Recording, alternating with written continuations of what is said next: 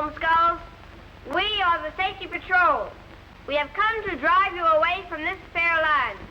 But we want to stay here. There is no place for you, careless numbskulls, on Safety Island. Be gone. Be gone! Come, children. We will lead you to Safety Island.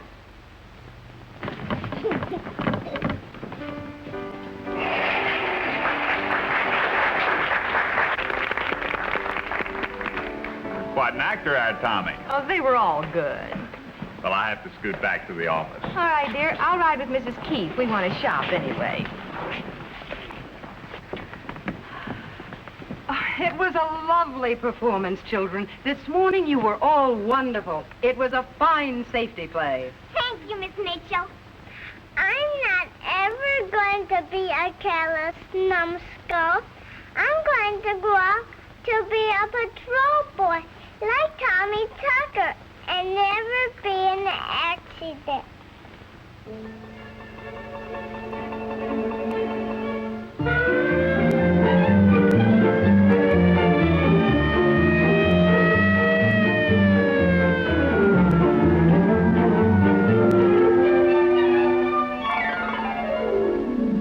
Not him.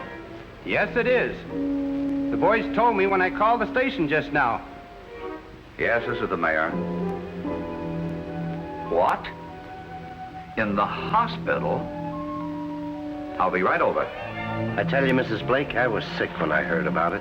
Just sick. Oh, it's awful. He was such a... Oh, I just can't talk about it. Where's our Tommy Tucker? Oh, yes, right through there. In the emergency room, to the left. Thank you.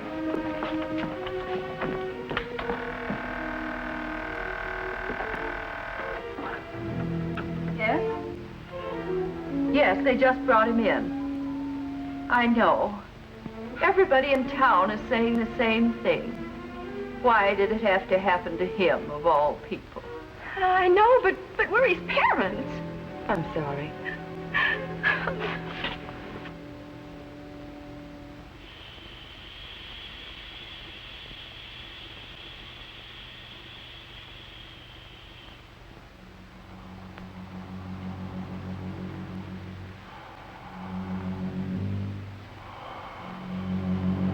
Ready, Doctor. We'll have to work fast.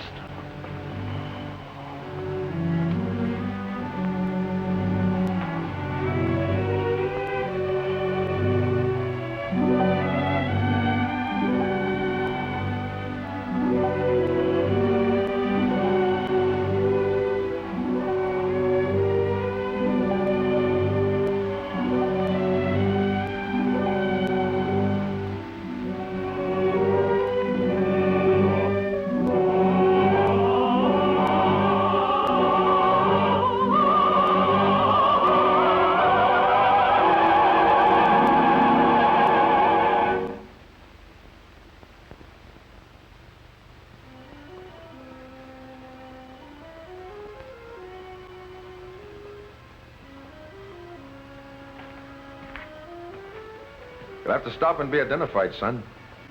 Why, I know where I am. This is the entrance to Safety Island. That's right, lad. I knew it.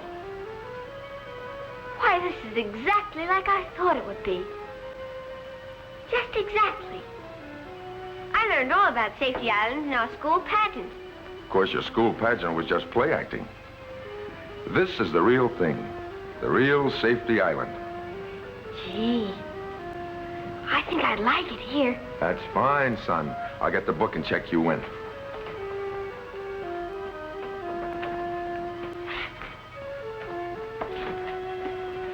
Now, what's your name, lad? Tommy Tucker. Just like in the nursery rhyme. Only I don't sing very well, sir.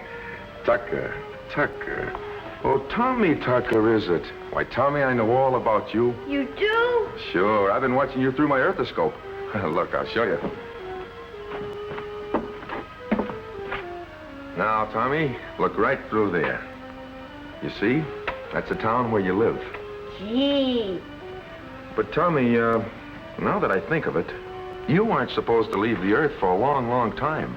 As a matter of fact, your name isn't even in my book. It isn't? No.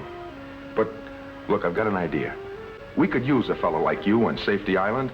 Maybe I can get permission to put your name in the book. I'd like that. Fine. Come with me.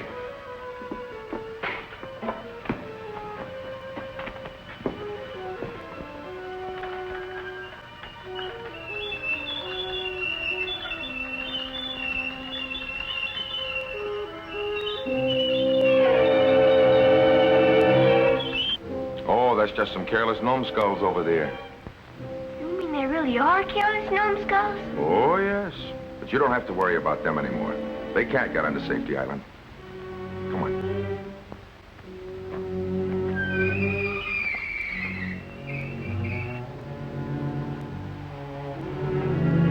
Pulse is weak, Doctor.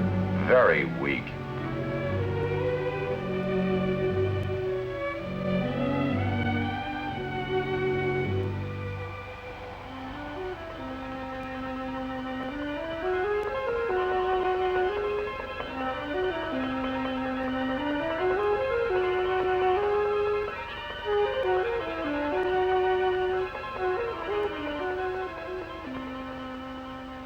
Well, sir, this is what happened. There was an accident. The result of a little, well, carelessness. Oh, I see. The numbskulls again. Will people never learn to look out for them? So all you have to do is the usual thing. Just give me a written permit to put Tommy's name in the book here. I'd like to recommend, and in fact, I'd like to urge, sir, that you do it right now. Then Tommy is not yet, No, sir, not yet. But if you let me record his name, that'll take care of it automatically. I see. You see, I have a very special reason for wanting to take advantage of this particular case. Before I actually do give you permission to write in Tommy's name, suppose you tell me your very special reason why you want Tommy to join us here on Safety Island at this time rather than later. Well, it's a long story, sir. Here, if you'll watch the screen on the ergoscope here, I'll turn the time dial back. Well, sir, the story begins a little over a year ago in Tommy's hometown. It was Boys' Day. You know, when the lads take over the city offices? Well, Tommy here was acting mayor for the day. Well, Tommy, what would you do if you were really mayor? I mean for more than just today. Mr. Mayor, I try to make our town the safest one in the country. And how would you do that? Just like I wrote in my essay in school. I have a whole plan for doing it. And he did have a plan for a safety campaign. What's more, it was a good one, a practical plan. My dad helped me with it. But the mayor liked it. He liked it so much, he made an official proclamation. That he did, and the whole town got behind it and put it over. It became the basis for a complete safety program. Look. As a result, in less than 6 months, as far as traffic accidents were concerned, the town was actually the safest in the country. Everybody cooperated and really got into the spirit. Courtesy became the watchword of the town.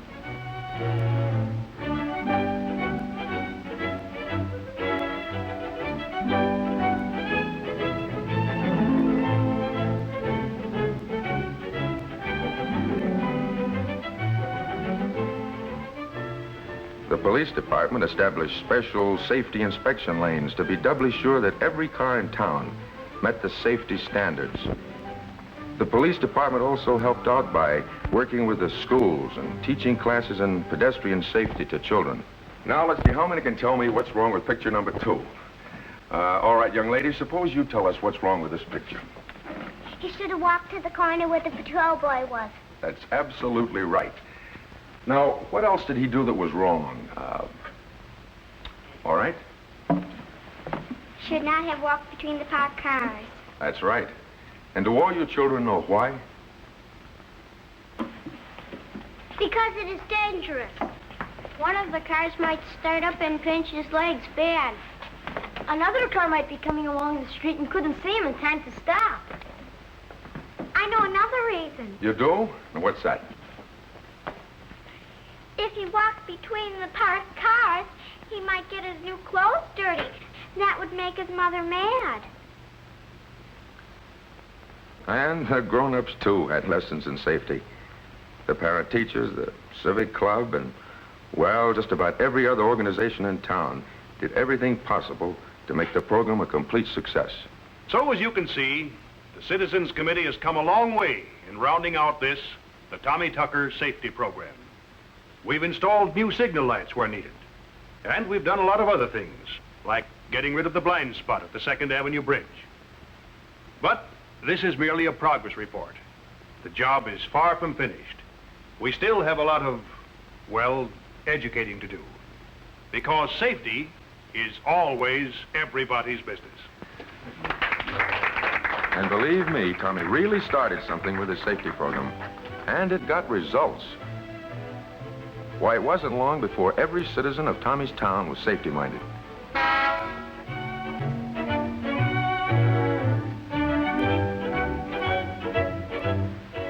All of the local automobile dealers cooperated by reminding motorists to maintain a regular mechanical check of their cars.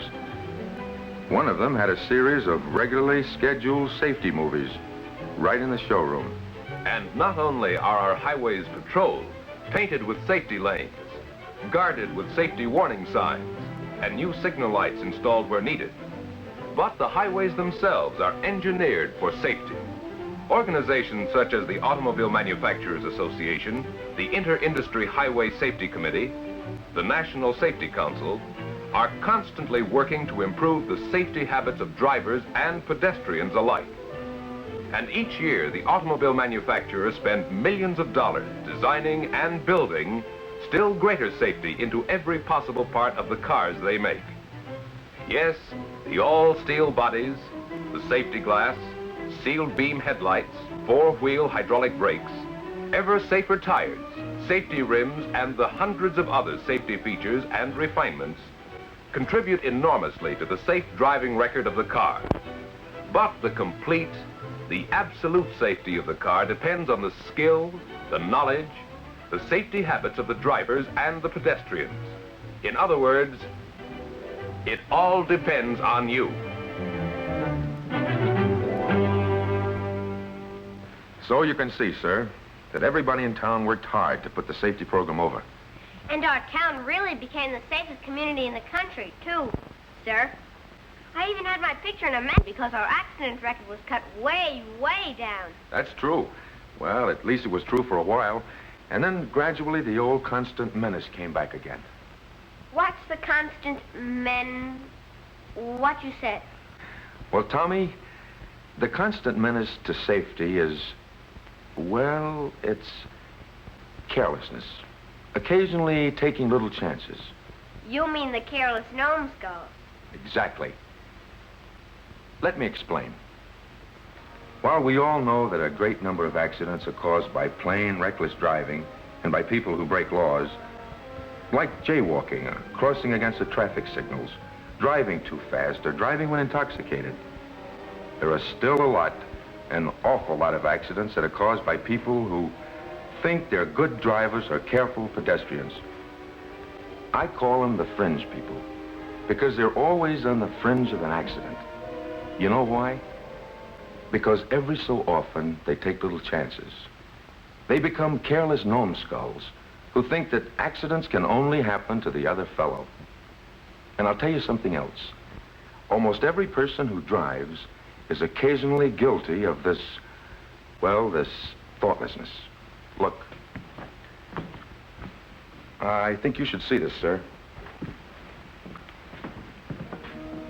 There's Mr. J.B. Anderson.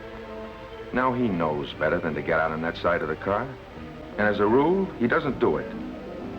But today, he takes a chance. He just doesn't think. Or look over here. See, he forgot to signal. Well, he got away with it that time. But someday, he won't.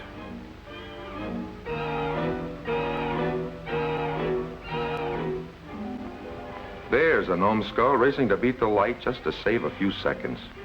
And why didn't this fellow wait until he was sure it was safe to walk? And how about this? Mrs. Foster wouldn't think of breaking a traffic rule, but she's daydreaming at the wheel. Boy, that was a close one. And look at this numbskull. Oh, he knows better than that. That's Mr. Stapleton. He's even on the safety committee. Now do you see what I mean by the constant menace? The fringe people who every once in a while take chances? Yes. Yes, of course. It was a driver just like that. A person who'd never had a serious accident before, who was the cause of the accident involving Tommy here. Of course, that driver is very sorry now. He'd give anything in the world to undo the harm, but as always, it's too late now. Of course, maybe it was kind of my fault, too. A little bit. Maybe I was the careless numbskull. Oh? But I wouldn't be if I could stay here on Safety Island. Well, sir, I feel it might do some real good if Tommy stays up here with us. How? Well, since Tommy was so closely associated with safety in his town, his accident might serve as an impressive object lesson. Nurse, how's Tommy? The doctor says, well, if we could only get Tommy to help, to fight, to want to... Oh, Tommy, Tommy, please. Please, Tommy, please. Tommy. Tommy. Tommy. Tommy, I want you, Tommy. No. I don't think I want to be an object lesson after all. I think I want to go home. But, son, the very fact that you, Tommy Tucker, the boy who inspired the safety campaign, is no longer there might have an effect on the townspeople like nothing else ever could. Exactly. Might have the effect of shocking the people back into their careful habits. Why, it's working already. Look, Charlie Hooker has decided not to take a chance on passing that truck. Yesterday, he may have tried it. Even Billy Phipps is making a proper arm signal. And he's remembering the rights of pedestrians, too. And the pedestrians are waiting at the curb, waiting until the signal changes. Don't you see, Tommy? They're remembering you. And driving and walking safely. See, once again, they're remembering not to take those little chances. Remembering not to be numbskull.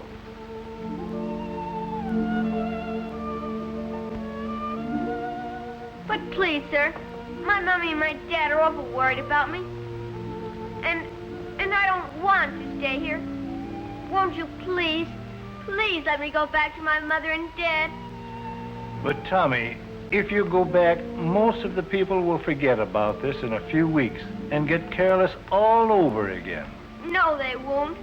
Please. Of course, your parents won't forget. Nor will the person who caused the accident, ever. Other people will remember, too. I promise on my honor as a Cub Scout to tell people not to take chances when they drive, or to be careless about little things when they walk. Most everybody wants to be good. I just know they do. If you let me go back, I promise to tell everybody I see that they just gotta be careful and keep their minds on it all the time. I'll tell the kids to be careful when they walk or play. I'll tell the grown-ups to be careful when they drive and signal and not speed or take even the tiniest chance ever. Honest, I will. Besides, I don't want my accident to ruin the life of the person who hit me. It wasn't on purpose. I just know it wasn't. Won't you please let me keep on living with my mother and dad? I love them and they love me. I want to go home.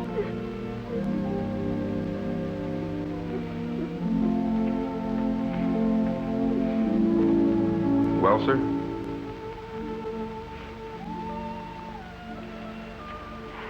I'm afraid it's no use. You see, I believe as Tommy grows up, he will keep his promise. Tommy, I know that you and other boys and girls like you are going to try to inspire others to be safety-minded, to develop safety habits, both as drivers and as pedestrians. Yes, sir. We will. So, Tommy is going to go back.